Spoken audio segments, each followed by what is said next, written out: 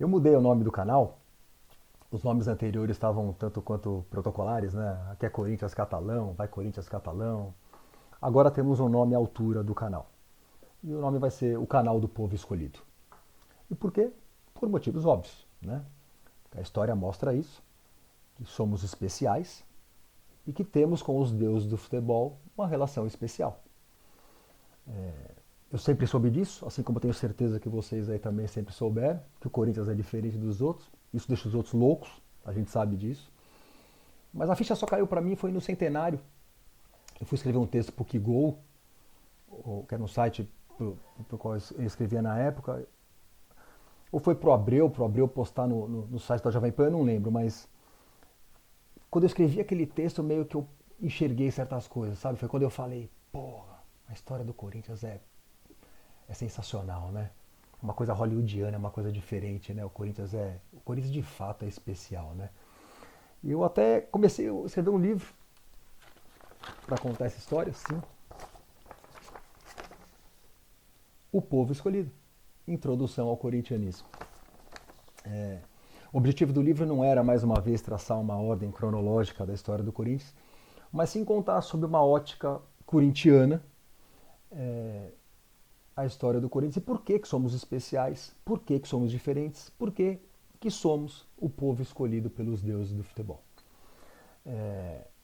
Quem sabe um dia eu consiga retomar o projeto do livro, mas que bom que temos o canal aqui para eu poder dividir isso com vocês. E o que eu queria dividir era exatamente isso, que a história do Corinthians parece que segue um script hollywoodiano, né? Nenhum roteirista extremamente criativo seria capaz de fazer uma coisa tão sensacional quanto a história do Corinthians, né? E o primeiro capítulo, inclusive, fala sobre isso, que tem um título condizente com a história, com os fatos. O maior do mundo, né? O maior do mundo. E é onde eu conto a história do maior clube de futebol do mundo. Que vocês já conhecem, mas resumidamente é mais ou menos assim, né? O Corinthians é fundado por operários em 1910, o último ano da primeira década do século passado. E a nossa primeira batalha foi por aceitação. O futebol era extremamente elitista e não queriam que aquele time de operários estivesse ali. Finalmente conseguimos ser aceitos. Em 1914 o Corinthians conquista o primeiro título, com 10 vitórias em 10 jogos. Somos campeões de novo em 16. Já mostrávamos força. E aí veio a década de 20, foi espetacular. O Corinthians venceu 2 tricampeonatos, 22, 23, 24. Aí fica 3 anos sem, 25, 26, 27. E de novo, 28, 29 e 30 campeões mais uma vez. Incrível. Década de 10 e 20 é a década do Neco, nosso primeiro herói. Aí vem os anos 30 com mais um tricampeonato, 37, 38 e 39, do herói Teleco. Teleco que teve média de mais de um gol por jogo com a camisa do Corinthians. Não foi em 20 jogos não, foi em 200, tralalá. Um monstro. Corinthians grande, Corinthians enorme. Em 41 o Corinthians é campeão paulista mais uma vez.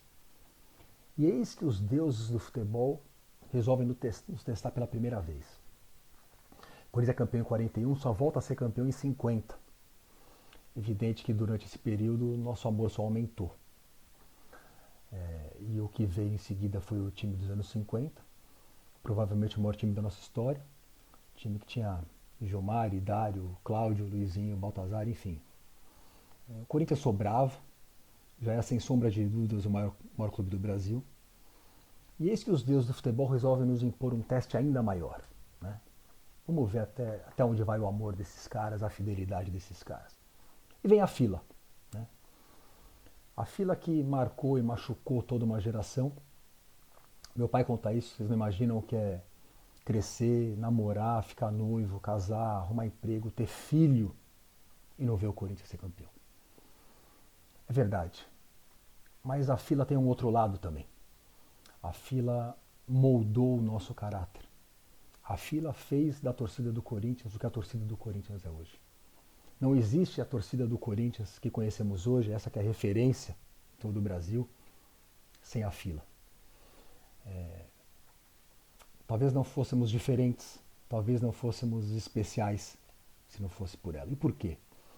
A fila estabelece um upgrade na relação da torcida do Corinthians com o Corinthians, né?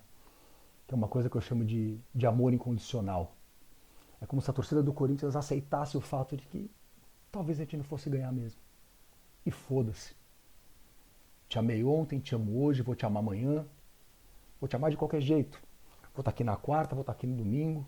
E aconteça o que acontecer, isso não vai mudar. É amar sem esperar nada em troca, né?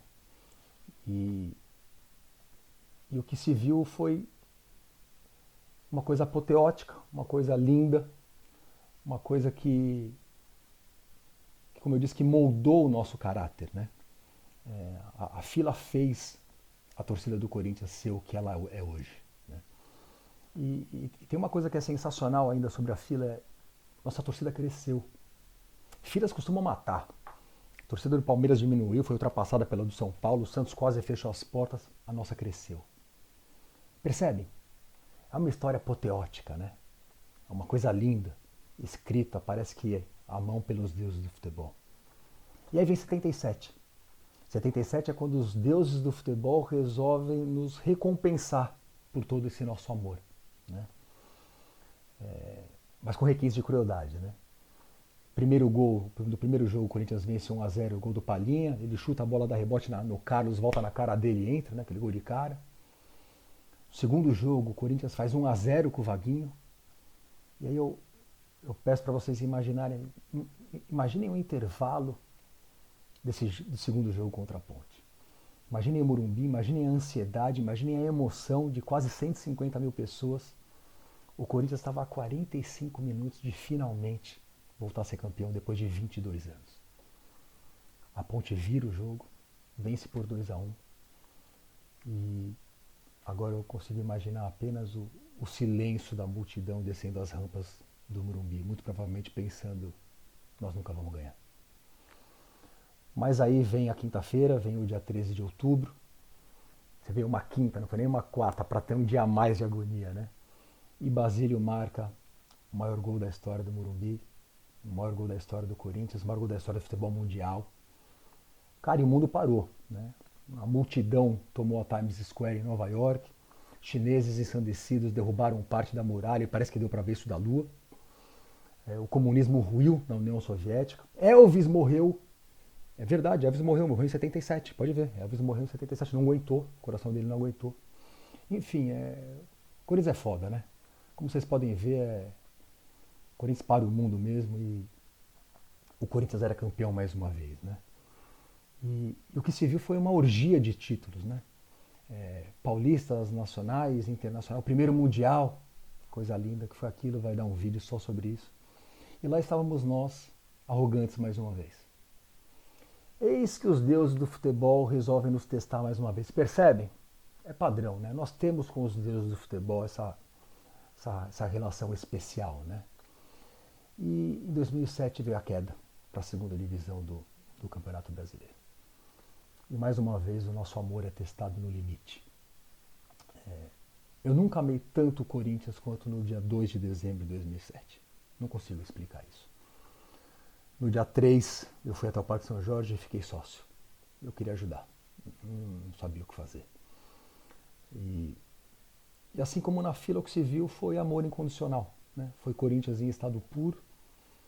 A segunda divisão virou a primeira, como era de se esperar. Aliás, o primeiro jogo do Corinthians depois da queda, em São Paulo, foi um jogo contra o Guarani, pelo Campeonato Paulista. Tinha mais de 60 mil pessoas no Morumbi. Cambista lá de fora, correria, aquela coisa toda. Parecia a final de campeonato. E pra quê? Pra cantar Eu Nunca Vou Te Abandonar, porque eu te amo, né? E na segunda divisão, lá fui eu pro Frasqueirão assistir Corinthians e ABC de Natal. Fui passar sábado em Brasília para ver Corinthians e Gama.